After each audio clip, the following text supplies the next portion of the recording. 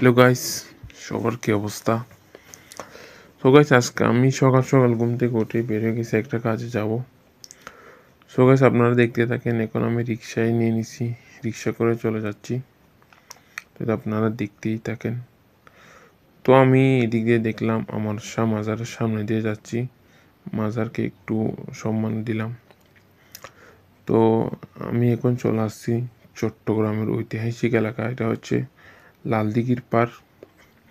So guys, এখানে সকাল সকাল দেখলাম অনেক ছেলে এখানে ফুটবল খেলতেছে, ওরাই মজা নিচ্ছে। আমার ফেভারিট খেলা হচ্ছে ফুটবল, ওরাই মজা নেক, আমি যাচ্ছি তো আমার কাজে। সো গাইস, আমি এখন চলে যাচ্ছি চট্টগ্রামের নিউ মার্কেট মোড়ে। নিউ মার্কেট মোড় থেকে আমি বাসে করে যাব হাটাজারিতে।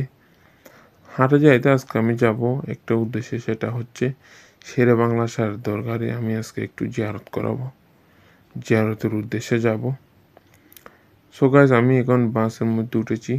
বাসের মধ্যে উঠে দেখলাম এখানে লোকজন নাই, সকাল সকাল বোরিং লাগতেছে, একদম ফাঁকা সিটগুলা। তো গাইস, কিছুক্ষণ পর আমাদের বাসটা দিয়ে ছেড়েছে। রওনা দেওয়ার পর আমরা চলে আসছি শেরে বাংলা শাহ দরবারে। শেরে বাংলা শাহ দরবারে আসার পর আপনাদের দেখলাম, ভাবলাম আমিও দেখি, আপনাদেরও দেখাই, আপনাদের মাঝে একটু শেয়ার করি। সো গাইস, এটা হচ্ছে হাটাজারি শেরে বাংলা শাহ দরবার মাজার শরীফ।